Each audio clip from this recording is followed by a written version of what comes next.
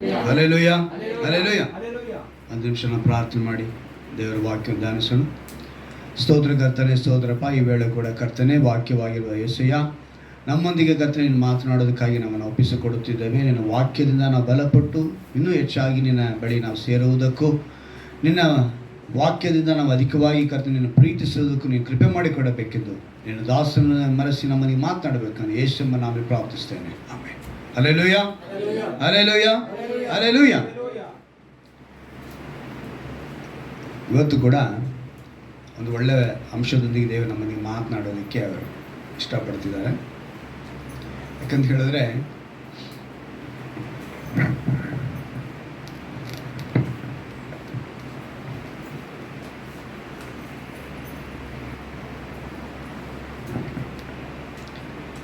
ನಾವು ವಾಕ್ಯನ ಧ್ಯಾನ ಮಾಡೋದಕ್ಕೆ ಮುಂಚೆ ಒಂದು ವಿಷಯ ತಿಳ್ಕೋಬೇಕು. ಇವತ್ತು ನಾವೆಲ್ಲ ಯಾವ ಹಂತದಲ್ಲಿದ್ದೀವಿ? ಹಂತ ಅಂದರೆ ಏನು ಗೊತ್ತಾ? ಸ್ಟೇಜ್ ಅಲ್ವಾ? ಇವತ್ತಿನ ಅಂಶನೇ ಅದು. ನಾವು ಯಾವ ಹಂತದಲ್ಲಿ ಇದ್ದೀರಾ? ಫಸ್ಟ್ ಸ್ಟೇಜಾ ಸೆಕೆಂಡ್ ಸ್ಟೇಜಾ ಅನ್ನೋ ಲೆಕ್ಕ. ವಾಗ್ದಾನ ಏನಂತ ಹೇಳಿತು? ಸೋತು ಹೋದವರಿಗೋಸ್ಕರ ಯೆಹೋವನು ದಯೆಯು ಕನಿಕರವುಳ್ಳವನು. ದಾರಿ ತಪ್ಪಿದವರಿಗೆ ಹೇಳ್ತಾರೆ, ತಿರುಗಿಕೊಳ್ಳಿ ನನ್ನ ಕಡೆ. ನೀವು ತಿರುಗಿದರೆ ನಿಮ್ಮನ್ನು ಕಟಾಕ್ಷಿಸದೆ ನಾನು ಬಿಡುವುದಿಲ್ಲ. ಸೊ ಇದು ಯಾರಿಗೆ? ದಾರಿ ತಪ್ಪಿದವರಿಗೆ. ಸೋತು ಹೋದವರಿಗೆ ಹೇಳಿದ್ರು ದಯೆಯು ಕನಿಕರು. ಇದು ವಾಗ್ದಾನ. ಸೊ ವಾಗ್ದಾನ ಕೊಟ್ಟು ನೆಕ್ಸ್ಟ್ ನಮ್ಮನ್ನು ದೇವರು ಏನು ಮಾಡಿದ್ರು? ಒಂದು ಒಳ್ಳೆಯ ಅಂಶದೊಂದಿಗೆ ನಮಗೆ ಮಾತನಾಡಿ, ಐಶ್ವರ್ಯವಂತನು ಅಂದರೆ ಯಾರು? ಐಶ್ವರ್ಯ ಅಂದರೆ ಹೇಗಿರಬೇಕು? ನಾವು ದೇವರ ವಿಷಯದಲ್ಲಿ ಐಶ್ವರ್ಯರಾಗಿರಬೇಕು ಅಂಥೇಳಿ ನಮ್ಮೊಂದಿಗೆ ಮಾತನಾಡಿ. ಯಾಕಂತ ಹೇಳಿದ್ರೆ ಕನಿಕರ ಉಳ್ಳ ದೇವರು ಯಾವ ರೀತಿಯಾಗಿ ನಮ್ಮೊಂದಿಗೆ ಐಶ್ವರ್ಯ ಉಳ್ಳವನಾಗಿರ್ತಾನೆ ಎಂಬುದನ್ನು ನಾವು ತಿಳ್ಕೊಂಡು, ಅದರ ನಂತರ ಇವತ್ತು ನಾವು ಈ 3ನೇ ವಾರದಲ್ಲಿ ತಿಳಿದುಕೊಳ್ಳುವಂಥದ್ದು ನಾವು ಯಾವ ಹಂತ, ಯಾವ ಸ್ಟೇಜ್ನಲ್ಲಿ ಇದ್ದೀವಿ ಅಂತ ತಿಳ್ಕೋಬೇಕು. ವಿಶ್ವಾಸಿ ಅಂತೇಳುವ ನಾವೆಲ್ಲ ಇರುವಂಥ ಹಂತ. ಯಾಕಂತ ಹೇಳಿದ್ರೆ ಒಂದು ವಾಕ್ಯನ ಓದೋಣ. ಯಾಕೋಬನ ಬರೆದ ಪತ್ರಿಕೆಯಲ್ಲಿ 1ನೇ ಅಧ್ಯಾಯ ಒಂದು ಅದ್ಭುತವಾದ ಮಾತಲ್ಲಿ ಬರೆಯಲ್ಪಟ್ಟಿದೆ. ಯಾಕೋಬನ ಬರೆದ ಪತ್ರಿಕೆ 1ನೇ ಅಧ್ಯಾಯ 16ನೇ ವಾಕ್ಯವನ್ನು ನಾವು ನೋಡೋಣ. ನನ್ನ ಪ್ರಿಯ ಸಹೋದರರೇ, ಮೋಸ ಹೋಗಬೇಡಿರಿ. ಏನಂತ ಬರೆಯಲ್ಪಟ್ಟಿದೆ? ಮೋಸ ಹೋಗಬೇಡಿರಿ ಪ್ರಿಯ ಸಹೋದರರೇ. ನಾಯಿಗಳಿದೆ ಎಚ್ಚರಿಕೆ ಅಂತ ಒಂದು ಬೋರ್ಡ್ ಹಾಕಿರ್ತಾರೆ. ಅರ್ಥ ಏನು? ನಾಯಿದೆ ಡೇಂಜರ್ ಅಂದರೆ ಎಚ್ಚರಿಕೆಯಾಗಿರಬೇಕು. ಅದೇ ರೀತಿ ಇಲ್ಲಿ ಮೋಸ ಹೋಗಬೇಡಿರಿ ಅಂತ ಹೇಳಿದ ತಕ್ಷಣ ಅರ್ಥ ಮಾಡ್ಕೋಬೇಕು, ಮೋಸ ಮಾಡುವವರು ಇದ್ದಾರೆ. ದೇವರು ಅದಕ್ಕೆ ಏನು ಹೇಳ್ತಾರೆ? ಎಲ್ಲ ಒಳ್ಳೆ ದಾನಗಳು, ಏನಂದ್ರೆ ಒಳ್ಳೆ ದಾನಗಳು.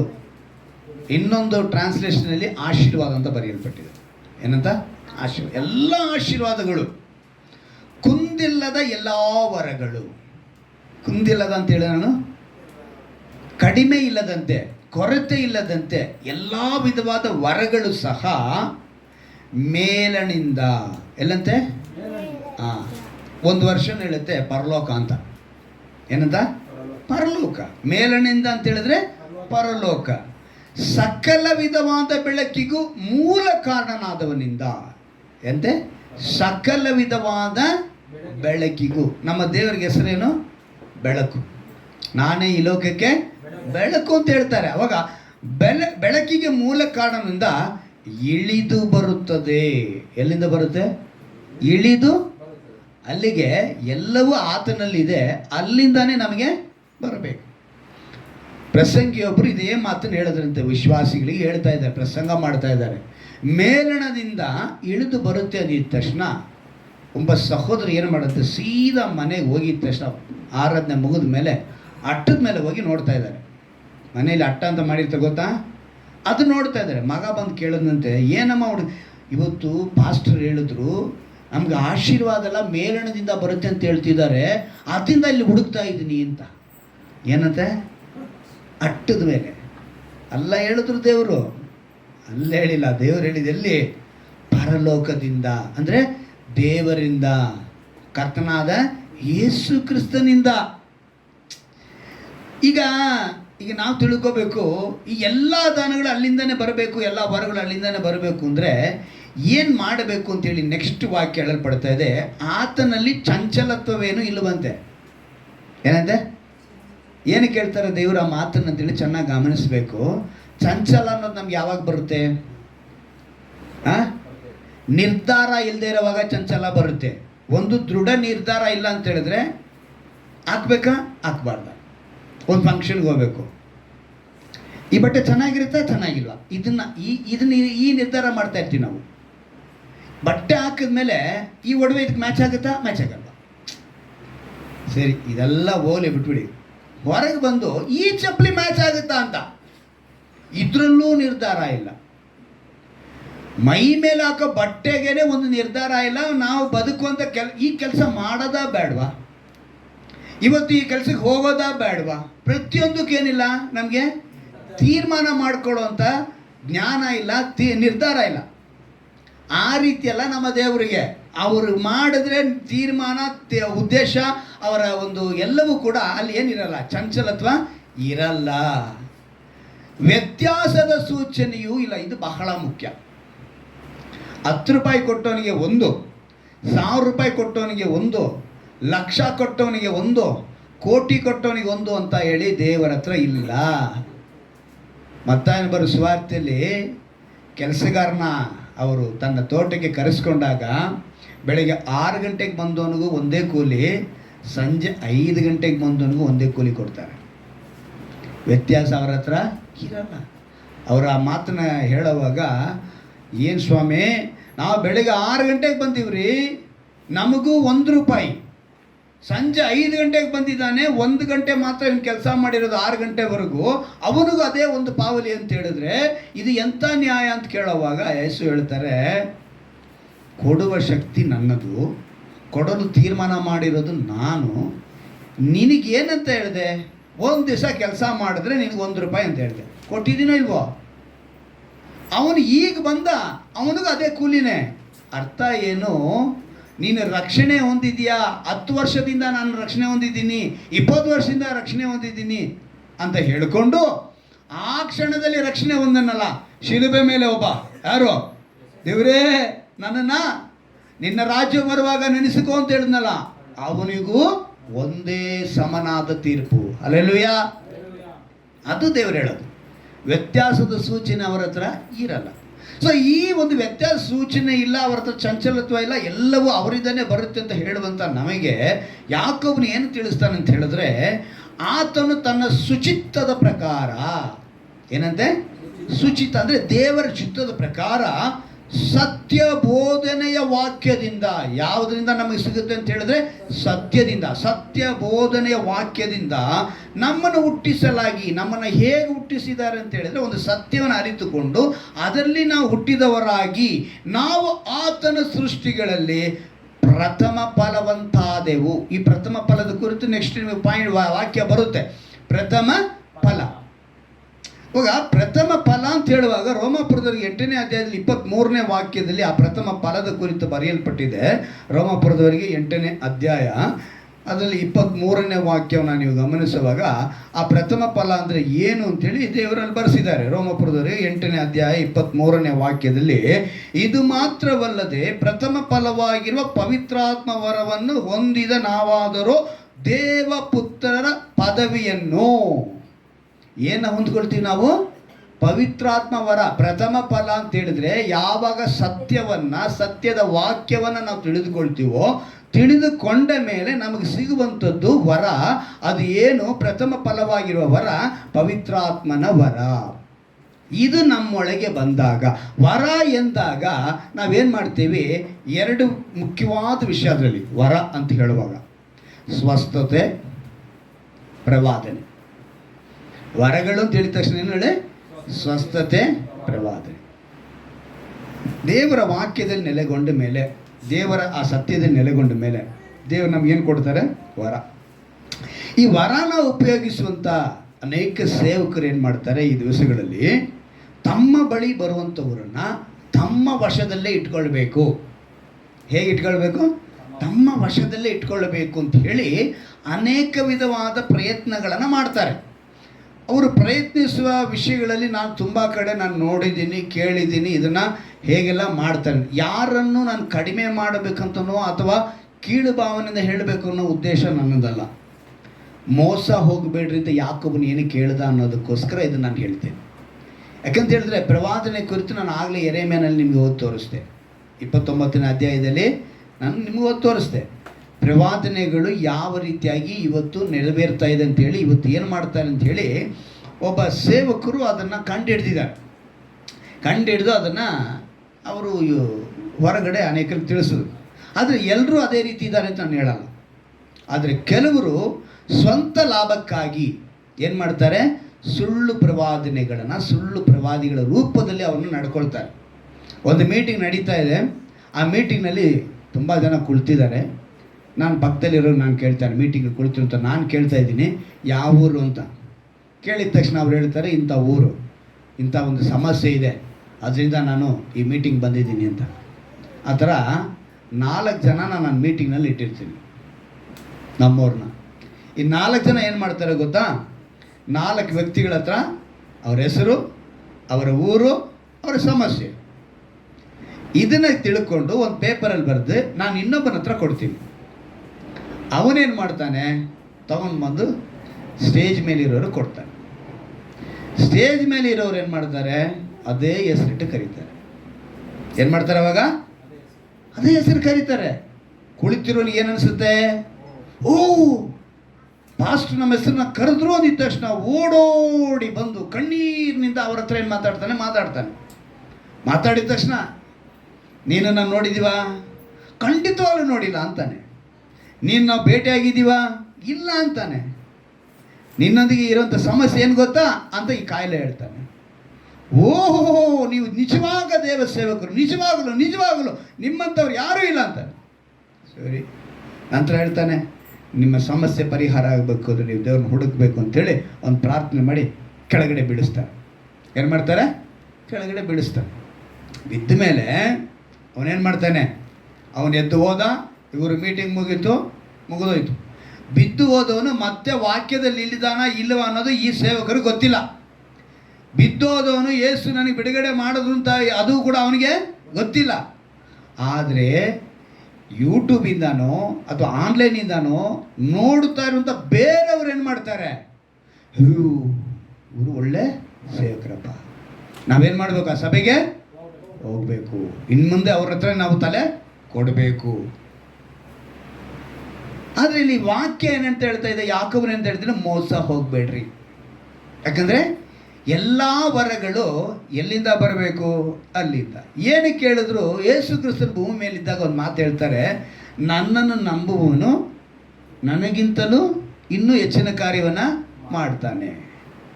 ಈಗ ಈ ಮಾತನ್ನು ನಾವು ಹೋಲಿಕೆ ಮಾಡಿ ನೋಡಬೇಕು. ಇವಾಗ ನನ್ನನ್ನು ನಂಬುವನು ಇನ್ನೂ ಹೆಚ್ಚಿನ ರೀತಿಯಲ್ಲಿ ಮಾಡ್ತಾನೆ ಅಂತ ಹೇಳಿದ್ರೆ ಇವಾಗ ಸೇವಕರು ಹೆಸರಿಟ್ಟು ಕರಿಬೇಕೋ ಬೇಡವೋ? ಅವಾಗ ನಾವು ಯಾವ ರೀತಿ ತೆಗೆದುಕೊಳ್ಳೋದು ಅದನ್ನು? ಈಗ ಮೋಸ ಹೋಗಬೇಡ್ರಿ ಅಂತಾನೆ. ಅಲ್ಲಿಗೆ ನೀನು ದೇವರೊಂದಿಗಿದ್ದರೆ ದೇವರು ಹೇಳ್ತಾರೆ ವಾಕ್ಯದ ಪ್ರಕಾರ, ಸತ್ಯದ ಪ್ರಕಾರ. ಅದಕ್ಕೇನೆ ಅವರು ಸ್ಪಷ್ಟವಾಗಿ ಹೇಳಿದ್ದು ಸುಚಿತ್ತದ ಪ್ರಕಾರ. ವಾಕ್ಯದ ಒಳಗೆ ನೀನಿದ್ರೆ ನಿನಗೆ ಅದರ ಬಗ್ಗೆ ತಿಳಿಯುತ್ತೆ. ಆಗ ಇವತ್ತು ನಾವು ತಿಳ್ಕೋಬೇಕಾಗಿರೋದು, ಈ ಸ್ವಸ್ಥತೆ ಪ್ರವಾದನೆ ಇವತ್ತು ಭೂಮಿ ಮೇಲಿದೆ.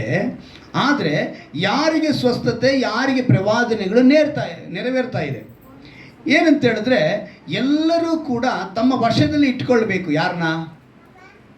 ಮುಂದೆ ಇರುವಂಥವ್ರು ವಿಶ್ವಾಸಿಗಳು ಅನ್ನೋ ಮುಂಚೆ ಪ್ರಜೆ ಅಂತ ಹೇಳ್ಬೋದು. ಈ ಪ್ರಜೆಗಳನ್ನ ತಮ್ಮ ಬಳಿ ಇಟ್ಕೋಬೇಕು ಅಂತ ಹೇಳಿದ್ರೆ, ಆ ಪ್ರಜೆಗಳಲ್ಲಿ ಇರುವವನು ಒಂದು 2 ಗುಂಪು. ಒಂದು ಅನ್ಯನು, ಇನ್ನೊಬ್ಬ ವಿಶ್ವಾಸಿ. ಈಗ ಈ ತಿಂಗಳಿನ ವಾಗ್ದಾನ ಕೇಳಿದ ಪ್ರಕಾರ ಸೋತು ಹೋದವನಂತ ಒಂದು ವಿಶ್ವಾಸಿ ಇದ್ದಾನೆ, ದಾರಿ ತಪ್ಪಿದ ವಿಶ್ವಾಸಿನೂ ಇದ್ದಾನೆ. ಅನ್ಯನಿದ್ದಾನೆ, ಸೋತು ಹೋದ ವಿಶ್ವಾಸಿ ಇದ್ದಾನೆ, ದಾರಿ ತಪ್ಪಿದ ವಿಶ್ವಾಸಿ ಇದ್ದಾನೆ. ಈಗ ನಾವು ಸೋತು ಹೋದವರು ಅಂತ ಹೇಳುವಾಗ ನಾವು ಚೆನ್ನಾಗಿ ಅರ್ಥ ಮಾಡಿಕೊಳ್ಬೇಕು, ದಯೆಯು ಕನಿಕರ ಉಳ್ಳ ದೇವರು ಎಂಬುದನ್ನು. ಅದೇ ದಾರಿ ತಪ್ಪಿದವರು ಅಂತ ಹೇಳಿದವಾಗ ದೇವರ ಕಡೆಗೆ ತಿರುಗಿಕೊಳ್ಬೇಕು. ಯೇಸು ಕ್ರಿಸ್ತನ ಬಳಿ ಮೊದಲನೇ ಬಾರಿ ಬಂದಂಥ ಹೊಸ ಅನ್ಯರಿಗೆ ದೇವರು ಒಂದು ಮಾತು ಹೇಳ್ತಾರೆ. ಮತ್ತಾಯನ ಬರೆದ ಸುವಾರ್ತೆಯಲ್ಲಿ 7ನೇ ಅಧ್ಯಾಯದಲ್ಲಿ 7ನೇ ವಾಕ್ಯ ಏನಂತ ಹೇಳ್ತಾರೆ? ಬೇಡಿಕೊಳ್ಳಿರಿ ದೊರಕುವುದು, ಹುಡುಕಿರಿ ಸಿಕ್ಕುವುದು, ತಟ್ಟಿರಿ ತೆರೆಯುವುದು ಅಲ್ವಾ? ಈ ಮಾತನ್ನು ಹೇಳ್ತಾರೆ. ಯಾರವರು? ಮೊದಲನೇ ಸಲ ಯೇಸು ಕ್ರಿಸ್ತನ ಬಳಿ ಬಂದಿರುವಂಥ ಪ್ರತಿಯೊಬ್ಬರಿಗೆ ಮಾತನ್ನು ಹೇಳ್ತಾರೆ. ನಾವೆಲ್ಲರೂ ಕೂಡ ಒಂದು ಸಲ ಆ ಥರನೇ ಓದ್ವಿ ಅಲ್ವಾ? ಹೋದ ಮೇಲೆ ನಮಗೆ ದೇವರು ಹೇಳಿದಂಥ ಮಾತು, ನೀವು ಹುಡುಕಬೇಕು, ತಟ್ಟಬೇಕು, ನೀವು ಬೇಡಿಕೊಳ್ಳಬೇಕು ಅಂತ ಹೇಳ್ತಾರೆ. ಬೇಡಿಕೊಳ್ಳುವವರು ಏನು ಮಾಡ್ತಾರೆ? ಪ್ರತಿಯೊಬ್ಬನು ಹೊಂದಿಕೊಳ್ಳುವರು ಅಂತ ಹೇಳಿ.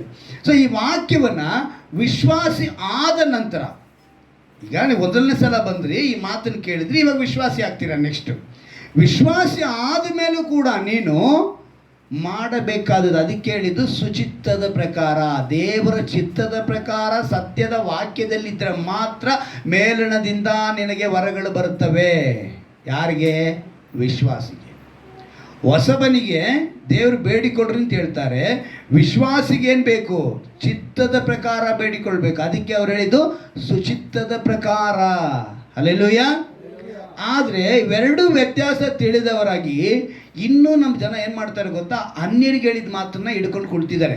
ಹೇಗೆ ಅಂತ ಹೇಳಿದ್ರೆ, ಶತಾಧಿಪತಿ ಅವನ ಹತ್ರ ಹೋಗಿ, ಶತಾಧಿಪತಿ ಏನು ಮಾಡ್ತಾನೆ? ದೇವರ ಹತ್ರ ಹೋಗಿ ಹೇಳ್ತಾನೆ, ನನ್ನ ಆಳು ಸ್ವಸ್ಥನಾಗಬೇಕು ಅಂತ. ಬಲಹೀನತೆಯಲ್ಲಿದ್ದಾನೆ, ಸಾಯುವ ಸ್ಥಿತಿಯಲ್ಲಿದ್ದಾನೆ ಅಂತ ಹೇಳಿದ ತಕ್ಷಣ ದೇವರು ಹೇಳ್ತಾರೆ, ನಾನು ಬರ್ತೀನಿ ಅಂತ. ದೇವ್ರು ಹೇಳಿದ್ರು ಬೇಡ. ದೇವ್ರು ಹೇಳಿದ್ರು. ಅದು ಯಾರು ಹೇಳಿದ್ದು?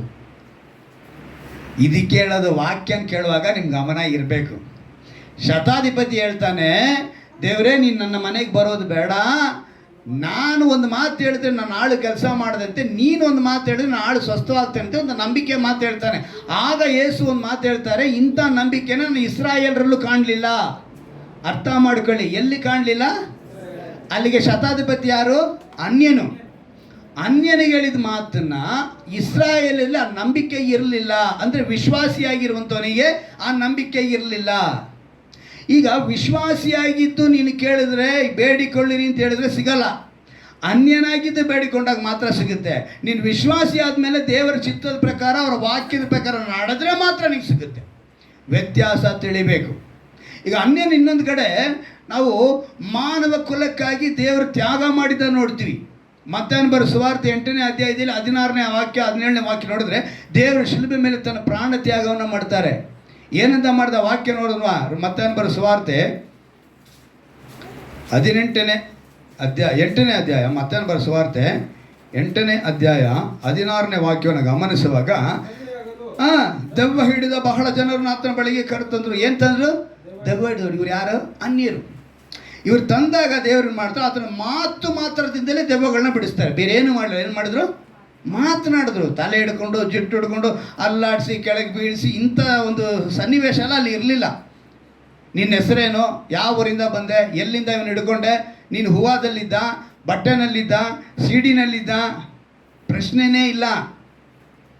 ಇಲ್ಲಿ ಇವತ್ತು ಅನೇಕರು ಪ್ರವಾದನೆ ಹೇಳ್ತೀನಿ ಅಂತ ಹೇಳ್ಕೊಂಡು ನೀನು ಅವ್ರ ಮನೇಲಿ ಆ ಮೂಲೆಯಲ್ಲಿ ಆ ಸಿಡಿಯಲ್ಲಿಂದ ಬಂದ.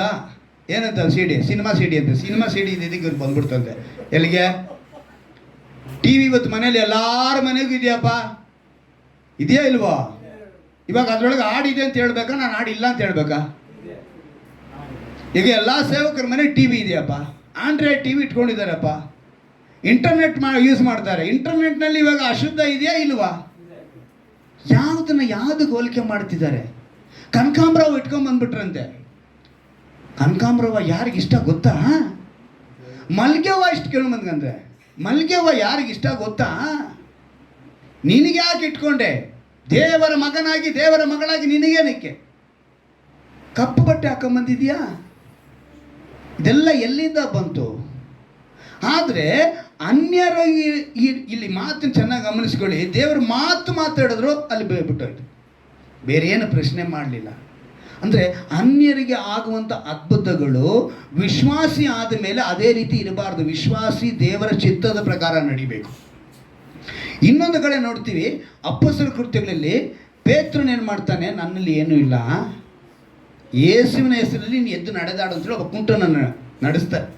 ಅವನೇನು ನೋಡ್ತಿದ್ದಾನೆ, ನನಗೆ ಏನಾದ್ರು ಸಿಗುತ್ತೆ ಅಂತೇಳಿ. ಅವನು ಒಬ್ಬ ಅನ್ಯ, ಅವನಿಗೆ ಅದ್ಭುತ ನಡೀತು ಅಂತೇಳಿ ಇವತ್ತು ನಾನು ಕೂಡ ಹೋಗ್ಬಿಟ್ಟು ಏನು ಮಾಡೋಂಗಿಲ್ಲ, ದೇವರೇ ನನಗೆ ಬಿಡುಗಡೆ ಕೊಡು, ಸ್ವಸ್ಥತೆ ಕೊಡು ಅಂತೇಳಿ ಕೇಳೋಗಿಲ್ಲ. ವಿಶ್ವಾಸಿ ಕೇಳುವ ಪ್ರಕಾರ ಕೇಳಬೇಕು, ಅನ್ಯನ ಕೇಳುವ ಪ್ರಕಾರ ಅನ್ಯನ ಕೇಳಬೇಕು. ಅನ್ಯನಿಗಾಗುವ ಅದ್ಭುತನ, ಅನ್ಯನಿಗಾಗುವ ಸ್ವಸ್ಥತೆನ, ಅನ್ಯನಿಗಾಗುವಂಥ ಬಿಡುಗಡೆನ ವಿಶ್ವಾಸಿ ಆದ ಮೇಲೂ ಎದುರು ನೋಡಿಕೊಂಡು ನೀನು ಮಾಡೋ ಅನಾಚಾರ ಎಲ್ಲ ಮಾಡಿಕೊಂಡು ದೇವರ ಹತ್ರ ಬಂದು ನಾನು ಬೇಡಿಕೊಂಡೆ ನನಗೆ ಸಿಗಲಿಲ್ಲ ಅಂತ ಹೇಳೋ ಹಾಗಿಲ್ಲ. ಅದು ವ್ಯತ್ಯಾಸ. ಅನ್ಯನಿಗೆ ಮಾಡಿದ್ದು ಅನ್ಯನಿಗೇನೆ, ಹೊಸದಾಗಿ ಬಂದಾಗ ದೇವರು ಮಾಡುವಂಥ ಅದ್ಭುತ ಬೇರೆ. ಆದರೆ ವಿಶ್ವಾಸಿ ಆದಮೇಲೆ ನೋಡಿ, ಪೌಲನನ್ನ ಇನ್ನೂ 19ನೇ ಅಧ್ಯಾಯ ಅಪೊಸ್ತಲರ ಕೃತ್ಯಗಳ ಒಂದು ಅದ್ಭುತವಾದ ಮಾತು ಬರೆಯಲ್ಪಟ್ಟಿದೆ. 19ನೇ ಅಧ್ಯಾಯದಲ್ಲಿ 11ನೇ ವಾಕ್ಯದಲ್ಲಿ ದೇವರು ಪೌಲನ ಕೈಯಿಂದ ವಿಶೇಷವಾದ ಮಾತುಕತೆ ನಡೆಸುತ್ತಾ ಇದ್ದರಿಂದ ಜನರು ಅವನ ಮೈ ಮೇಲಿನಿಂದ ಕೈ ವಸ್ತ್ರಗಳನ್ನು, ಉಡಿ ವಸ್ತ್ರಗಳನ್ನು ತಂದು ರೋಗಿಗಳ ಮೇಲೆ ಹಾಕಲು ಅವರ ರೋಗಗಳನ್ನು ವಾಸಿಯಾದವು, ದೆವ್ವಗಳು ಬಿಟ್ಟು ಹೋದವಂತೆ. ಕೈ ವಸ್ತ್ರ ಅಂದರೆ ಏನು? ಕರ್ಚೀಫು. ಇವತ್ತು ತುಂಬ ಕಡೆ ಏನಾಗ್ಬಿಟ್ಟಿದೆ ಗೊತ್ತಾ? ಕರ್ಚೀಫ್ನ ಎತ್ತಿ ಸುತ್ಸಿ ಸುತ್ಸಿ ಸುತ್ಸಿ ಸುತ್ಸಿ ಸುತ್ಸಿ ಹಾಕೋದಂತೆ. ಆಮೇಲೆ ಕರ್ಚೀಫ್ಗೆ ಬೆಲೆ. ಕರ್ಚೀಫ್ 200 ರೂಪಾಯಿ, 300 ರೂಪಾಯಿ, 500 ರೂಪಾಯಿ. ಏನಂತೆ ಬಂಡಲ್ಲು ಪ್ರೇಯರ್ ಮಾಡಿ ಕೊಡ್ತಾ ಇದ್ದಾರೆ. ಕರ್ಚೀಫ್ ವ್ಯಾಪಾರ ನಡೀತಾ ಇದೆ. ಆ ಯಾಕೋಬನ ಪತ್ರಿಕೆಯಲ್ಲೇ ಹೇಳಿದ್ದು ಯಾರು?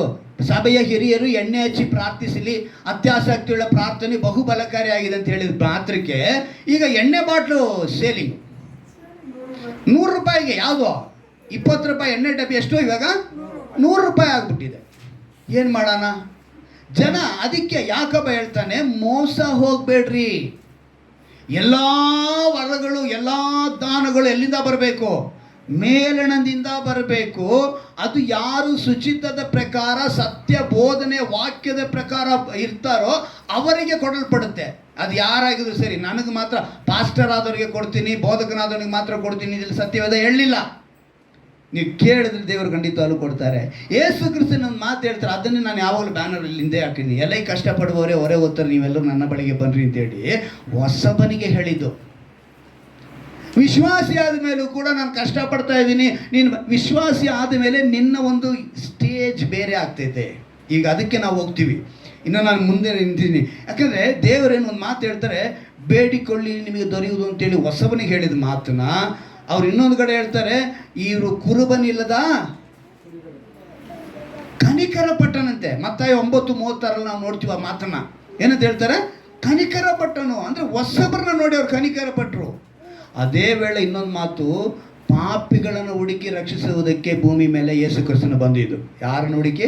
ಪಾಪಿಗಳನ್ನ. ಅದೇ ವೇಳೆ ಭಕ್ತಿಹೀನರ ಪ್ರಾರ್ಥನೆಯನ್ನು ಕೂಡ ಕೇಳೋದಿಲ್ಲ ಅಂತೇಳಿ ಯೋಹಾನ ಬರೆದ ಸುವಾರ್ತೆ ಆ ಮಾತನ್ನು ಓದೋಣ. 9ನೇ ಅಧ್ಯಾಯ, ಯೋಹಾನ ಬರೆದ ಸುವಾರ್ತೆ 9ನೇ ಅಧ್ಯಾಯ 31ನೇ ವಾಕ್ಯ. ಒಬ್ಬರು ಅದನ್ನು ತೆಗೆದುಕೊಳ್ಳಿ, ಒಬ್ಬರು ಮತ್ತಾಯ 9:13 ತಗೊಳ್ಳಿ. ಯೋಹಾನ ಬರೆದ ಸುವಾರ್ತೆ 9:31 ಒಬ್ಬರು ತಗೊಳ್ಳಿ, ಮತ್ತಾಯ 9:13 ಒಬ್ಬರು ತಗೊಳ್ಳಿ. ಯಾರ ಪ್ರಾರ್ಥನೆ ಕೇಳೋದಿಲ್ಲಂತೆ? ಈಗ ಮುಂದೆ ಓದೋಣ. ಮತ್ತಾಯ 9:13 ಹೋದ್ರಿ.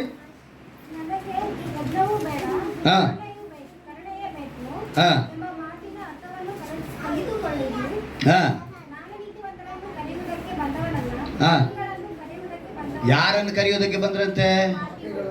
ಪಾಪಿಗಳನ್ನ ಕರೆಯುವುದಕ್ಕೆ ಬಂದಂಥ ದೇವರು ಈಗ ಇಲ್ಲಿ ಯೋಹಾನನಲ್ಲಿ ಏನಂತ ಬರೆಸ್ತಿದ್ದಾರೆ? ಭಕ್ತಿಹೀನರ ಪ್ರಾರ್ಥನೆಯನ್ನು ಕೇಳೋದಿಲ್ಲ. ಇದನ್ನು ತಗೊಂಡ್ಬಂದು ಇಲ್ಲಿ ಸೇರಿಸಬಾರ್ದು. ಎಲ್ಲಿ?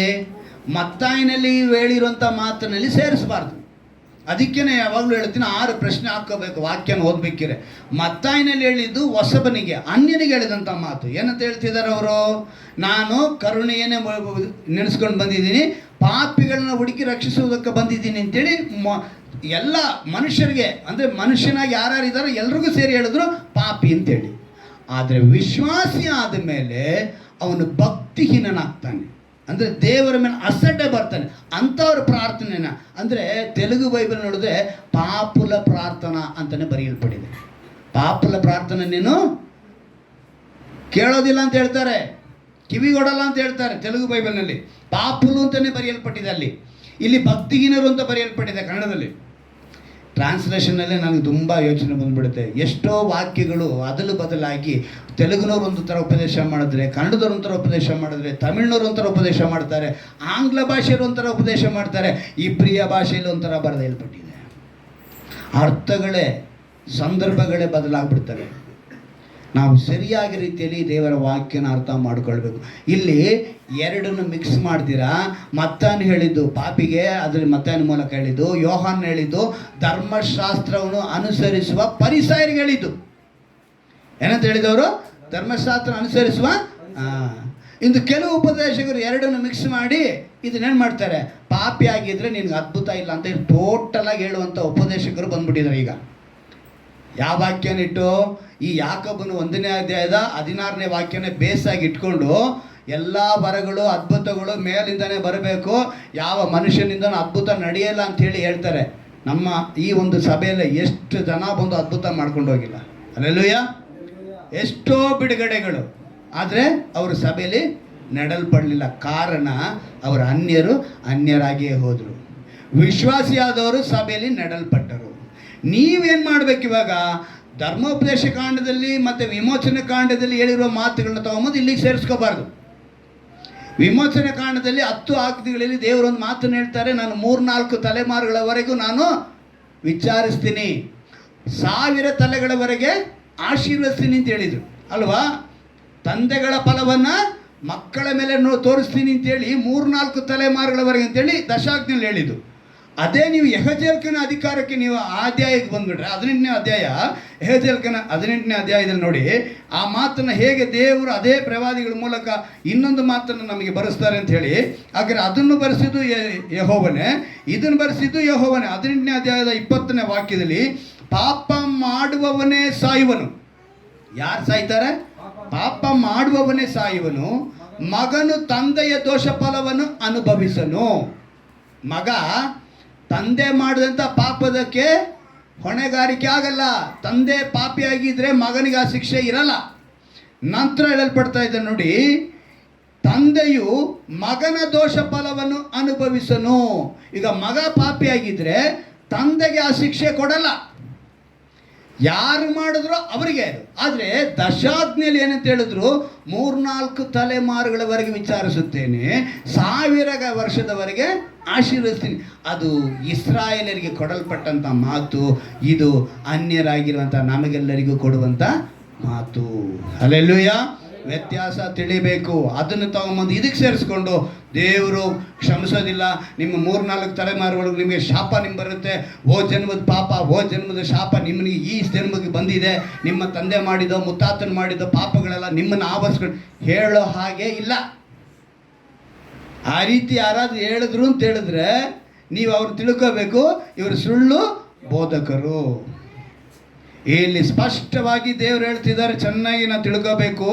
ತಂದೆಯು ಮಗನ ದೋಷ ಫಲವನ್ನು ಅನುಭವಿಸನು, ಶಿಷ್ಟತನದ ಫಲವು ಶಿಷ್ಟನದೇ. ನೀನು ಏನು ಒಳ್ಳೇದು ಮಾಡಿದ ನಿನಗೇನೆ. ದುಷ್ಟತನದ ಫಲವು ದುಷ್ಟನದೇ. ದುಷ್ಟಂದು ಮುಗಿಸ್ಬಿಟ್ರು ದೇವರಲ್ಲಿ ಕ್ಲಿಯರ್ ಆಗಿ, ಪ್ರವಾದಿಗಳ ಮೂಲಕನೇ ತಿಳಿಸಿದ್ರು ಅದನ್ನು. ಆದರೆ ಮನುಷ್ಯ ಏನು ಮಾಡ್ತಾನೆ, ತೆಗೆದುಕೊಂಬಣಿಲಿ ತೋರಿಸ್ತಾನೆ.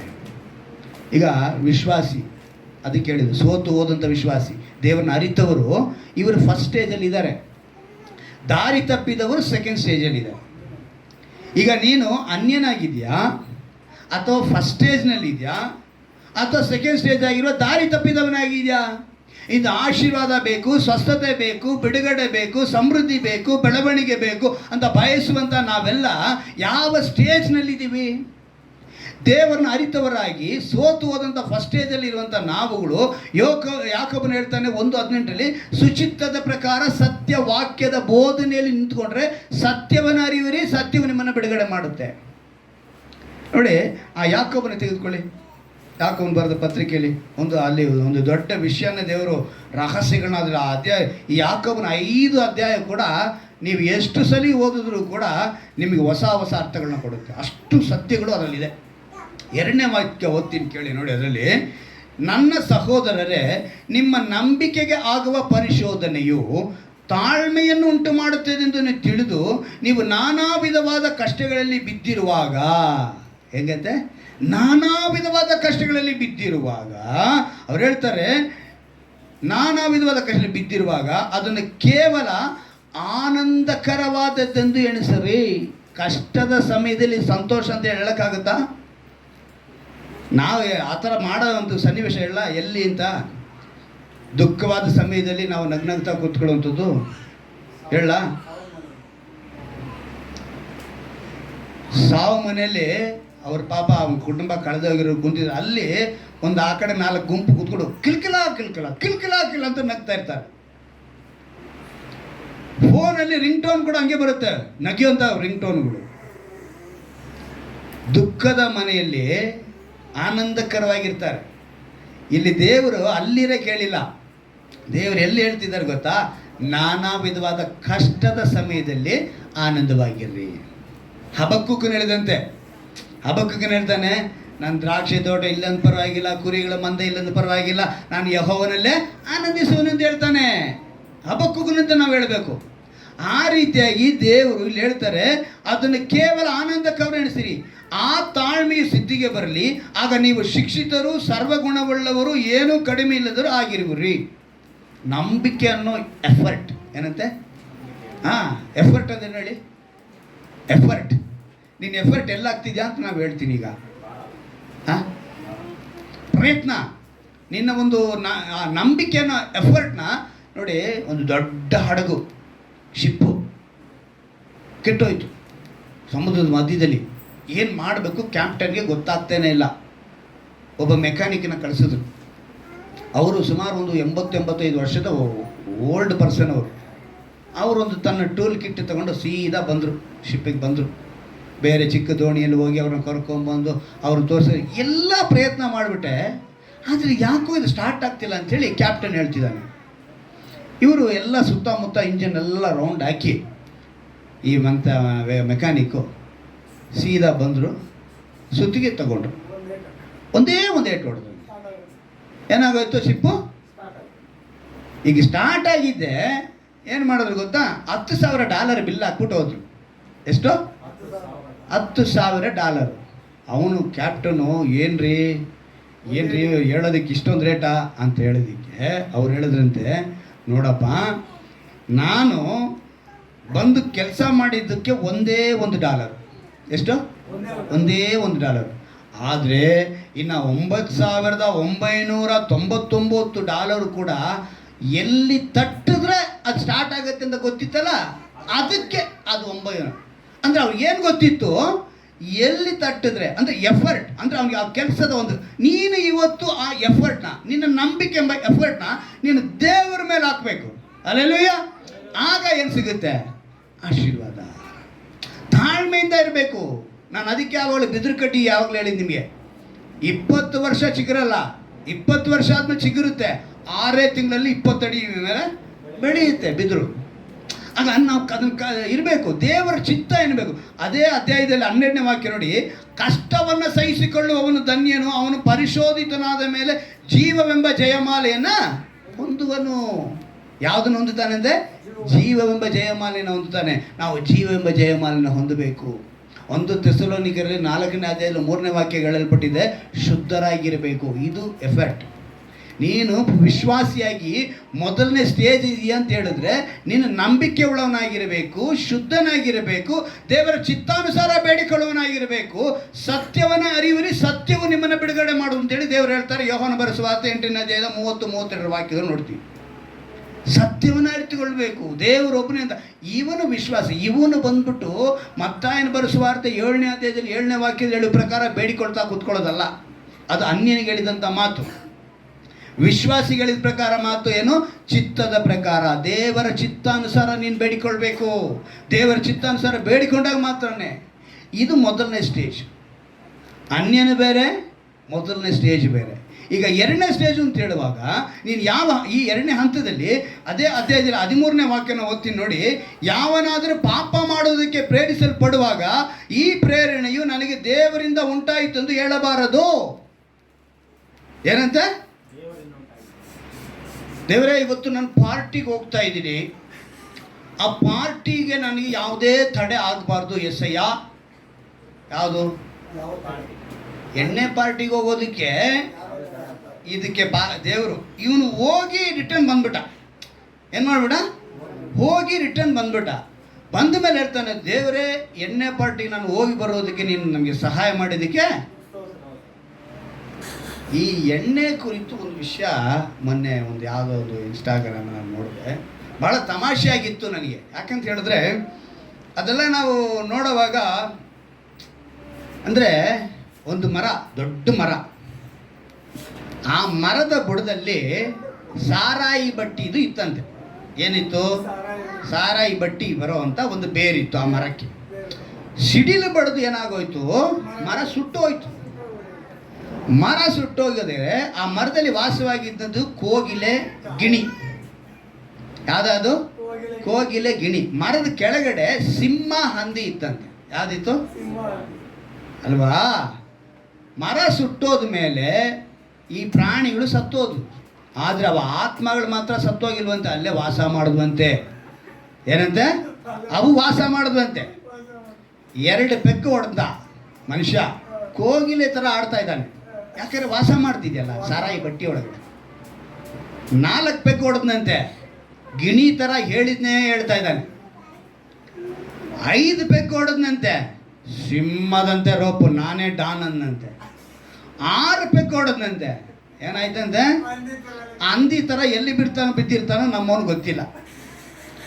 ಇದು ಮದ್ಯಪಾನದ ಒಂದು ವಿಷಯ. ಇಲ್ಲಿ ನಾವು ವಾಕ್ಯದಲ್ಲಿ ನಾವು ಏನಂತ ನೋಡಿದ್ವಿ, ಇಲ್ಲಿ ಪಾಪಿ ದೇವರು ಪಾಪದ ಕೆಲಸಕ್ಕೆ ಪ್ರೇರೇಪಣೆ ಮಾಡಲ್ಲ. ಚೆನ್ನಾಗಿ ಅರ್ಥ ಮಾಡ್ಕೋಬೇಕು. ಇಲ್ಲಿ ಯಾರನ್ನು ಪಾಪಕ್ಕೆ ಪ್ರೇರೇಪಿಸುವುದಿಲ್ಲ, ಆದರೆ ಪ್ರತಿಯೊಬ್ಬನು ತನ್ನಲ್ಲಿರುವ ಆಶಾಪಾಶದಿಂದ ಎಳೆಯಲ್ಪಟ್ಟು ಮರಳುಗೊಂಡವನಾಗಿ ಪ್ರೇರೇಪಿಸಲ್ಪಡುತ್ತಾನೆ. ಇವನೇನಾಗ್ತಾನೆ? ಪ್ರೇರೇಪಿಸಲ್ಪಡ್ತಾನೆ. ನಮ್ಮನ್ನು ಯಾರಾದರೂ ಏನು ಮಾಡ್ತಾರೆ? ಅದಕ್ಕೆ ಹೇಳಬೇಕು, ಚೂ ಮಾಡ್ದಂಗೆ ನಮ್ಮನ್ನು ಮಾಡಂಗೆ ನಮ್ಗೆ ಏನಾದ್ರು ಒಂದು ಮಾಡಿ ನಮ್ಮ ಪಾಪದಲ್ಲಿ ಬೀಳಕ್ಕೆ ಮಾಡ್ತಾರೆ. ದೇವರು ಅದಕ್ಕೆ ಕಾರಣನಲ್ಲ. ಆಶೆಯ ಬಸುರಾಗಿ ಪಾಪವನ್ನು ಇರುತ್ತದೆ, ಪಾಪವು ತುಂಬ ಬೆಳೆದು ಮರಣವನ್ನು ಹಡೆಯುತ್ತದೆ. ಪಾಪಿಯಾಗಿರುವುದಕ್ಕೆ ನಾವು ದೇವರು ಕಾರಣ ಅಂತೇಳಿ ಹೇಳೋ ಹಾಗೆ ಇಲ್ಲ. ಪವಿತ್ರಾತ್ಮನು ಶರೀರ ಸಂಬಂಧವಾಗಿ, ಆತ್ಮಿಕ ಸಂಬಂಧವಾಗಿ ನಮ್ಮಲ್ಲಿ ವಾಸ ಮಾಡೋಕ್ಕೆ ಯೋಚನೆ ಮಾಡ್ತಾರೆ. ರೋಮಾಪುರದಲ್ಲಿ 8ನೇ ಅಧ್ಯಾಯದಲ್ಲಿ ಒಂದು ಮಾತು ಬರೆಯಲ್ಪಟ್ಟಿದೆ ನೋಡಿ. ರೋಮಾಪುರದವರಿಗೆ 8ನೇ ಅಧ್ಯಾಯ 5ನೇ ವಾಕ್ಯನ ಓದ್ತೀನಿ ಕೇಳಿ. ಶರೀರ ಭಾವನ ಅನುಸರಿಸುವರು ಅದಕ್ಕೆ ಸಂಬಂಧಪಟ್ಟಗಳ ಮೇಲೆ ಮನಸ್ಸಿಡುತ್ತಾರೆ, ಪವಿತ್ರಾತ್ಮನ ಅನುಸರಿಸುವರು ಪವಿತ್ರಾತ್ಮನಿಗೆ ಸಂಬಂಧಪಟ್ಟಗಳ ಮೇಲೆ ಮನಸ್ಸಿಡ್ತಾರೆ. ಈಗ ನೀನು ಸೆಕೆಂಡ್ ಸ್ಟೇಜಲ್ಲಿ ಇದ್ದರೆ ನೀನು ಶರೀರ ಸಂಬಂಧಗಳ ಮೇಲೆ ಮನಸ್ಸಿಡ್ತೀಯ. ನೀನು ಫಸ್ಟ್ ಸ್ಟೇಜಲ್ಲಿದ್ದರೆ ಪವಿತ್ರಾತ್ಮನಿಗೆ ಸಂಬಂಧಪಟ್ಟಿದ್ದನ್ನ ಇಷ್ಟಪಡ್ತೀಯ. ನೀನು ಸೆಕೆಂಡ್ ಸ್ಟೇಜಿಗೆ ಬಂದರೆ ಶರೀರ ಸಂಬಂಧವಾದದ್ದು. ಶರೀರ ಸಂಬಂಧದಲ್ಲಿ ಬಹಳ ಕೆಟ್ಟದಿದೆ ಅಂತ ಇಟ್ಕೊಳ್ಳಿ. ಇವಾಗ ಮೊನ್ನೆ ಕೂಡ ಒಂದು ಹೇಳಿದ್ರು, LDT. ಏನಂತೆ? LDT, lungs detox T. ಇದ್ರ ಹೆಸರು ಏನು ಹೆಸರು? Lungs detox T. ಧೂಮಪಾನ ಮಾಡೋರಿಗೆ ಈ ಒಂದು ಟೀನ್ ಕಂಡುಹಿಡಿದಿದ್ದಾರಂತೆ. 1-2 ಇಂಚು ಶುಂಠಿ ಅಂತೆ, ಆಯಿತಾ, ಒಂದು ಅರ್ಧ ಟೀ ಸ್ಪೂನು ಅರಿಶಿನ ಅಂತೆ, ಆಮೇಲೆ ಸ್ವಲ್ಪ ಚಿಟಿಕೆ ಮೆಣಸಂತೆ, ಸ್ವಲ್ಪ ಚಿಟಿಕೆ ಇನ್ನೊಂದು ಏನೋ ಒಂದು ಐಟಮ್ ಹೇಳಿದ್ರು. ಇದಿಷ್ಟು ಹಾಕಿ ಚೆನ್ನಾಗಿ ಕುದಿಸಿ ನೀವು ಕುಡಿದ್ರೆ ನಿಮ್ಮ ಲಂಗ್ಸ್ ಕೆಟ್ಟೋಗೋದೇ ಇಲ್ಲ. ನೀವು ಎಷ್ಟೇ ಸಿಗರೇಟ್ ಕುಡಿದ್ರೂ ಕೂಡ ನೀವು ಕೆಟ್ಟೋಗೋದಿಲ್ಲ ಅಂತ ಒಬ್ಬ ಪ್ರಚಾರ ಮಾಡ್ತಾ ಇದ್ದಾನೆ. ಏನು ಮಾಡ್ತಾ ಇದ್ದಾನೆ ಅವನು? ಪ್ರಚಾರ ಮಾಡ್ತಾ ಇದ್ದಾನೆ. ಈ ರೀತಿಯಾದ ಪ್ರಚೋದನೆಯ ಮಾತುಗಳಿಗೆ ಕೆಲವರು ಏನಾಗ್ಬಿಡ್ತಾರೆ, ಬಿಡು ನಾವು ಕಾಪಾಡ್ತಾರನ್ನ. ನೀವು IT ಕಂಪನಿಗಳಲ್ಲಿ ಇವತ್ತು ನೋಡಿದ್ರೆ ಸುಮಾರು ಹೆಣ್ಮಕ್ಕಳು ಕೂಡ ಇದೇ ಅಭ್ಯಾಸದಲ್ಲಿ ಬಿದ್ದೋಗಿದ್ದಾರೆ. ನಾವು ಮೊನ್ನೆ ಕೂಡ ನಮ್ಮ ಕಂಪನಿಯಿಂದ ಒಂದು ಎಕ್ಸಾಟಿಕ್ ಅಂತೇಳಿ ಒಂದು ಹೋಟ್ಲು ಇದ್ರ ಹತ್ರ ದೇವರನೇ ರೂಟಿಗೆ ಕರ್ಕೊಂಡು ಹೋಗಿದ್ರು. ಅಲ್ಲಿ ಹೋದರೆ ಎಲ್ಲ ಹೆಣ್ಮಕ್ಳು ಕೋಟು ಸುಟ್ಟು ಹಾಕಿದ್ದಾರೆ, ಆದರೆ ಎಲ್ಲರೂ ಸಿಗರೇಟ್ ಹೊಡಿತಾ ಇದ್ದಾರೆ. ಎಲ್ಲರೂ ದೊಡ್ಡ ದೊಡ್ಡ ಉದ್ಯೋಗದಲ್ಲಿರೋರು, ಅದು ಒಂಥರ ದೊಡ್ಡ ವಿಲ್ಲಾ ರೆಸಾರ್ಟು ಎಲ್ಲ ಏನೇನೋ ಇದೆ. ಅಲ್ಲಿ ನೋಡಿದಾಗ ನನಗೆ ಅನಿಸ್ತು, ಏನಪ್ಪ ಈ ಮಕ್ಕಳು, ಹೆಣ್ಮಕ್ಳು ಇನ್ನೂ ಚಿಕ್ಕ ಚಿಕ್ಕ ಹೆಣ್ಮಕ್ಳೇ, ಏನು ಆಂಟಿಗಳಲ್ಲ, ಮದುವೆ ಆಗಿದೆ ಅಂತಲೂ ಗೊತ್ತಿಲ್ಲ, ಆದರೆ ಏನು ಮಾಡ್ತಿದ್ದಾರೆ? ಧೂಮಪಾನಕ್ಕೆ. ಕಾರಣ ಏನು? ಇಂಥ ಒಂದು ಪ್ರಚೋದನೆಯ ಮಾತುಗಳಿಗೆ ಅವರು ಬೀಳ್ತಾರೆ. ಸೆಕೆಂಡ್ ಸ್ಟೇಜಲ್ಲಿ ದೇವರ ಮಕ್ಕಳು ಇರಬಾರ್ದು, ಪಾಪಕ್ಕೆ ಗುಲಾಮರಾಗಬಾರ್ದು, ಪಾಪಕ್ಕೆ ಅಧೀನರಾಗಬಾರ್ದು. ಅದಕ್ಕೇ ಸತ್ಯದ ಜ್ಞಾನ ಅರಿತು ನಾವೆಲ್ಲ ಹೇಗಿರಬೇಕು ಅಂತ ಹೇಳಿದ್ರೆ, ಶರೀರ ಭಾವಕ್ಕೆ ಗುಲಾಮರಾಗಬಾರ್ದು, ತಂದೆಯ ಚಿತ್ತ ಏನು ಅಂತ ತಿಳ್ಕೋಬೇಕು, ನಾವು ಪರಿಶುದ್ಧರಾಗೇ ಇರಬೇಕು, ಫಸ್ಟ್ ಸ್ಟೇಜ್ಗೆ ಬಂದುಬಿಡಬೇಕು. ನಂಬಿಕೆ ಎಂಬ ಎಫರ್ಟ್ ಹಾಕಿ, ಯಾಕಂತ ಹೇಳಿದ್ರೆ ಕೊನೆಯದಾಗ ಒಂದು ಮಾತನ್ನು ಹೇಳ್ತೀನಿ ನೋಡಿ. ಯೋಹಾನ ಬರೆದ ಸುವಾರ್ತೆ 6ನೇ ಅಧ್ಯಾಯದಲ್ಲಿ ಒಂದು ಮಾತು ಬರೆಯಲ್ಪಟ್ಟಿದೆ, ಒಂದು ಅದ್ಭುತವಾದ ಮಾತು. 38ನೇ ವಾಕ್ಯವನ್ನು ಗಮನಿಸುವಾಗ ನೋಡಿ, ನನ್ನ ಚಿತ್ತದಂತೆ ನಡೆಯುವುದಕ್ಕಾಗಿ ನಾನು ಬಂದಿಲ್ಲ, ನನ್ನನ್ನು ಕಳಿಸಿದಾತನ ಚಿತ್ತವನ್ನೇ ನೆರವೇರಿಸುವುದಕ್ಕೆ ಪರಲೋಕದಿಂದ ಬಂದೆನು. ನನ್ನನ್ನು ಕಳಿಸಿದಾತನ ಚಿತ್ತವು ಏನೆಂದರೆ, ಆತನು ನನಗೆ ಕೊಟ್ಟರಲ್ಲಿ ಒಬ್ಬನನ್ನೂ ನಾನು ಕೆಡಗೊಡಿಸದೆ ಅವರನ್ನು ಕಡೇ ದಿನದಲ್ಲಿ ಎಬ್ಬಿಸಬೇಕೆಂಬುದೇ. ಎಲ್ಲರೂ ಏನು ಮಾಡಬೇಕು? ಕಡೇ ದಿವಸದಲ್ಲಿ ಅಂದರೆ ಏನು? 2ನೇ ಮರಣದಲ್ಲಿ ಎಬ್ಬರಿಸಬೇಕು. ಆತ್ಮಿಕವಾಗಿ ನಾವು ಸತ್ತೋಗ್ತೀವಿ. ಪಾಪ ಮಾಡಿದಾಗ ಸೆಕೆಂಡ್ ಸ್ಟೇಜ್ನಲ್ಲಿ ಇದ್ದಾಗ ನೀವು ಸತ್ತು ಹೋಗ್ತೀರಾ. ಯಾವುದು? ಆತ್ಮಿಕ ಮರಣ. ಅದಕ್ಕೇ ಪ್ರಥಮ ಫಲವಾಗಿರುವ ಪವಿತ್ರಾತ್ಮ ಎಂಬ ವರವನ್ನು ನಾವು ಪಡೆದುಕೊಂಡು ಸತ್ಯದ ಬೋಧನೆಯಲ್ಲಿ ಸತ್ಯದ ವಾಕ್ಯದ ಪ್ರಕಾರ ಜೀವಿಸುವಾಗ ನಂಬಿಕೆ ಎಂಬ ಎಫರ್ಟ್ ಹಾಕಿ ಫಸ್ಟ್ ಸ್ಟೇಜಲ್ಲಿ ಬಾಳಬೇಕು. ಈ ಕಡೆ ಅನ್ಯನಾಗೂ ಇರಬಾರ್ದು. ಅನ್ಯನಾಗಿ ಇದ್ಕೊಂಡು ಪಾಪದ ಕೆಲಸ ಮಾಡ್ಕೊಂಡೋಗಿ ಬೇಡಿಕೊಳ್ತೀನಿ ಅನ್ನೋದಲ್ಲ. ಈ ಕಡೆ ವಿಶ್ವಾಸಿಯಾಗಿ, ದಾರಿ ತಪ್ಪಿದ ವಿಶ್ವಾಸಿಯಾಗಿ ಸೆಕೆಂಡ್ ಸ್ಟೇಜಲ್ಲೂ ಇರಬಾರ್ದು, ಫಸ್ಟ್ ಸ್ಟೇಜಲ್ಲೇ ಇರಬೇಕು. ಹಲ್ಲೆಲೂಯಾ. ನಂಬಿಕೆಯಿಂದನೇ ಬದುಕಬೇಕು, ತಾಳ್ಮೆಯಿಂದ ಬದುಕಬೇಕು. ಆಗ ಅಲ್ಲಿ ನೋಡಿ ಆ ಮಾತು ಬರೆಯಲ್ಪಟ್ಟಿದೆ, ಅವನನ್ನು ಕಡೇ ದಿನದಲ್ಲಿ ಎಬ್ಬಿಸಬೇಕೆಂಬುದೇ. ಮಗನನ್ನು ನೋಡಿ ಆತನನ್ನು ನಂಬುವ ಪ್ರತಿಯೊಬ್ಬನಿಗೆ ನಿತ್ಯ ಜೀವವು ಸಿಕ್ಕಬೇಕೆಂಬುದೇ ನನ್ನ ತಂದೆಯ ಚಿತ್ತವಾಗಿದೆ, ಮತ್ತು ನಾನು ಕಡೇ ದಿನದಲ್ಲಿ ಅವನನ್ನು ಎಬ್ಬಿಸುವೆನು. ಕಡೇ ದಿವಸದಲ್ಲಿ ಎಬ್ಬರಿಸ್ತಾರೆ. ನೀನು ಫಸ್ಟ್ ಸ್ಟೇಜಲ್ಲಿದ್ದರೆ, ಸೆಕೆಂಡ್ ಸ್ಟೇಜಲ್ಲಿದ್ದರೆ ಅದಕ್ಕೆ ವಾಗ್ದಾನ ಮಾಡೋದು, ತಿರುಗಿಕೊಳ್ಳಿ ನನ್ನ ಕಡೆ, ಕಟಾಕ್ಷಿಸ್ತೀನಿ ನಿಮ್ಮನ್ನು. ಅನ್ಯನಿಗೆ ಹೇಳ್ತಾರೆ, ಸೋತೋದನಿಗೂ ಹೇಳ್ತಾರೆ, ಇಬ್ರಿಗೂ ಹೇಳ್ತಾರೆ ಏನಂತ? ನನ್ನ ದಯೆಯು ಕನಿಕರ ಉಳ್ಳವನು, ನನ್ನ ಕಡೆ ತಿರುಕೊಂಬಿಡಿ, ನಿಮ್ಮನ್ನು ಕಟಾಕ್ಷಿಸದೆ ಬಿಡೋದಿಲ್ಲ. ಸೊ ನಾವೆಲ್ಲ ಈಗ ಮೊಣಕಾಲು ಹಾಕಿ, ದೇವರೇ ನಾವು ಫಸ್ಟ್ ಸ್ಟೇಜಲ್ಲಿ ಇರುವುದಕ್ಕೆ ನಮಗೆ ಸಹಾಯ ಮಾಡು. ನಾವು ಅನ್ಯನಾಗಿರುವುದು ಬೇಡ, ದಾರಿ ತಪ್ಪಿದ ವಿಶ್ವಾಸಿಯಾಗಿರುವುದು ಬೇಡ ಅಂತ ಹೇಳಿ ನಾವೆಲ್ಲ ಮನಸಾರೆ ದೇವರ ಬಳಿ ನಮ್ಮನ್ನು ಒಪ್ಪಿಸಿಕೊಡೋಣವಾ? ಈ ದಿವಸದಲ್ಲಿ ನಾವು ಕೇಳಬೇಕಾಗಿರುವಂಥ ಮಾತು ಅದೇನೆ. ಯಾಕಂತ ಹೇಳಿದ್ರೆ, ಎಲ್ಲ ಒಳ್ಳೆ ದಾನಗಳು, ಕುಂದಿಲ್ಲದ ವರಗಳು ಮೇಲಿನಿಂದ ಬರುತ್ತದೆ ಹೇಳಿ ಮಾತು ಕೊಟ್ಟಿದ್ದಾರೆ. ಆ ಮಾತು ಕೊಟ್ಟಂಥ ದೇವರು ಈ ಸಮಯದಲ್ಲಿ ನಾವು ಒಪ್ಪಿಸಿಕೊಡೋಣವಾ? ಎಲ್ಲರೂ ಕೇಳೋಣ. ಸ್ತೋತ್ರ ಕರ್ತನೆ. Hallelujah, hallelujah. ಪರಿಶುದ್ಧನು ಮಹೋನ್ನತನಾದ ದೇವಾದಿ ದೇವನೇ, ರಾಜಾದಿರಾಜನೇ, ಕರ್ತಾದಿ ಕರ್ತನೆ, ಒಡೆಯನೇ, ಅರಸನೇ, ಯಜಮಾನನೇ, ಇವತ್ತು ನಾವು ಕೇಳಿದ ವಾಕ್ಯದ ಪ್ರಕಾರ ಕರ್ತನೆ, ಎಲ್ಲ ಒಳ್ಳೆ ದಾನಗಳು, ಕುಂದಿಲ್ಲದ ವರಗಳು ಮೇಲಿನಿಂದ ಬರುತ್ತದೆ ಹೇಳಿ ನಾವು ನೋಡಿದ್ವಪ್ಪ. ಅದನ್ನು ನಾವು ಪಡೆದುಕೊಳ್ಳಬೇಕಂದ್ರೆ ಸುಚಿತ್ತದ ಪ್ರಕಾರ, ವಾಕ್ಯದ ಪ್ರಕಾರ ನಾವು ಬದುಕುವರಾಗಿರಬೇಕು. ತಂದೆಯ ಚಿತ್ತವೇನೆಂದು ನಾವು ತಿಳಿದುಕೊಳ್ಳಬೇಕು ಎಂಬುದನ್ನು ತಿಳಿಯಪಡಿಸಿದ್ಯಾಪ. ಪ್ರಥಮ ಫಲವಾಗಿರುವ ಪವಿತ್ರಾತ್ಮನ ವರ ನಮ್ಮೊಳಗಿದೆ. ಆ ಪವಿತ್ರಾತ್ಮನ ವರವು ನಮ್ಮೊಳಗಿರುವಾಗ ಕರ್ತನೆ, ನಾವು ನಿನ್ನ ಮೇಲೆ ನಂಬಿಕೆ ಇಡುವರಾಗಿರಬೇಕು. ಮೊದಲನೇ ಹಂತದಲ್ಲಿ, ಮೊದಲನೇ ಸ್ಟೇಜ್ನಲ್ಲೇ ನಾವಿರಬೇಕು. ದಾರಿ ತಪ್ಪಿದವರಾಗಿ 2ನೇ ಹಂತಕ್ಕೆ, 2ನೇ ಸ್ಟೇಜ್ಗೆ ನಾವು ಹೋಗಬಾರ್ದಪ್ಪ. ಕೆಟ್ಟದಕ್ಕೆ ನೀನು ಕಾರಣನಲ್ಲ, ಕೆಟ್ಟದನ್ನು ಪ್ರೇರೇಪಿಸುವನು ಅಲ್ಲ. ನಾವು ಯಾರ ಹಂಗಿನಲ್ಲಿದ್ದೇವೆ ಅಂತ ಹೇಳಿದ್ರೆ, ಅಪ್ಪ ತಂದೆ ಎಂದು ಕರೆಯುವ ಪುತ್ರ ಭಾಗ್ಯದ ಹಂಗಿನಲ್ಲಿ ಇದ್ದೇವಪ್ಪ. ರೋಮಾಪುರದಲ್ಲಿ ಹೇಳಿದ ಪ್ರಕಾರ ಕರ್ತನೆ, 8ನೇ ಅಧ್ಯಾಯದ 12, 13ನೇ ವಾಕ್ಯದ ಪ್ರಕಾರ ಅಪ್ಪ ತಂದೆಯೇ ಎಂದು ಕೂಗುವ ಆ ಒಂದು ಭಾಗ್ಯವನ್ನು ನಮಗೆ ಕೊಟ್ಟಿದೆಯಾ ಕರ್ತನೆ. ಕರ್ತನೆ, ಹೊಸಬರಾಗಿ ಅನ್ಯನಾಗಿ ಬಂದಿರುವಂಥವರು ಬೇಡಿಕೊಳ್ಳುತ್ತಾರೆ. ಆದರೆ ವಿಶ್ವಾಸಿಯಾದವನು ನಿನ್ನ ಚಿತ್ತದ ಪ್ರಕಾರ ಬೇಡಿಕೊಳ್ಳಬೇಕು. ನಿನ್ನ ಚಿತ್ತದಂತೆ ನಾನು ನಡೆದುಕೊಳ್ಳಬೇಕು. ನಿನ್ನ ವಾಕ್ಯಕ್ಕೆ ಒಪ್ಪಿಸಿಕೊಟ್ಟವನಾಗಿರಬೇಕು, ಸಮರ್ಪಿಸಿಕೊಳ್ಳಬೇಕು ಅದನ್ನು ತಿಳಿಯಪಡಿಸಿದ್ದಕ್ಕಾಗಿ ಸ್ತೋತ್ರ ಎಂದು ಹೇಳಿ, ಯಾರ್ಯಾರು ಒಪ್ಪಿಸಿಕೊಡುತ್ತಿದ್ದಾರೋ ಅವರೆಲ್ಲರನ್ನೂ ಕೂಡ ನಿನ್ನ ವಾಕ್ಯದಿಂದ ನೀನು ಬಲಪಡಿಸಬೇಕೆಂದು ನಾನು ಪ್ರಾರ್ಥಿಸ್ತೇನೆ ರಾಜ. ಒಪ್ಪಿಸಿಕೊಟ್ಟಂಥ ಪ್ರತಿಯೊಬ್ಬರಿಗೂ ಅವರ ನಂಬಿಕೆಗೆ ಆಧಾರವಾಗಿ ಅವರು ಬಯಸುವಂಥ ಕಾರ್ಯಗಳು, ಅವರು ಬೇಡಿಕೊಳ್ಳುವ ಕಾರ್ಯಗಳು ಯೇಸು ಕ್ರಿಸ್ತನ ನಾಮದಲ್ಲಿ ಉಂಟಾಗಲಿ, ನೆರವೇರಲಿ ಕರ್ತನೆ. ಸ್ವಸ್ಥತೆ ಉಂಟಾಗಲಿ ರಾಜ, ಬಿಡುಗಡೆ ಉಂಟಾಗಲಿ ಕರ್ತನೆ. ಬಲಹೀನತೆ ಎಲ್ಲ ತೆಗೆದಾಕು. ಎಷ್ಟೋ ದಿವಸಗಳ ಪ್ರಾರ್ಥನೆ ಏಸಪ್ಪ, ನಮಗೆ ಕಾರ್ಯವು ನೆರವೇರುತ್ತಿಲ್ಲ ಅಂತ ಹೇಳಿ ನಂಬಿಕೆಯಿಂದ ಬೇಡಿಕೊಳ್ಳುವ ಮೊದಲನೇ ಹಂತದಲ್ಲಿ ಇರುವಂತಹ ನಿನ್ನ ಮಕ್ಕಳನ್ನು ನೀನು ನೋಡು. ಅವರು ಬೇಡಿಕೊಳ್ಳುವುದನ್ನು ನೆರವೇರಿಸು. ಒಂದು ವೇಳೆ ದಾರಿ ತಪ್ಪದವರಾಗಿ ಕರ್ತನೇ, ಅವರು ಒಂದು ವೇಳೆ ಈ ಸಮಯದಲ್ಲಿ ತಿರುಗಿಕೊಂಡರೆ ಅವರನ್ನು ಕೂಡ ಕಟಾಕ್ಷಿಸು. ನಿನ್ನ ವಾಗ್ದಾನವನ್ನು ನೆನೆಸಿಕೊಳ್ಳುತ್ತಿದ್ದೇನೆ.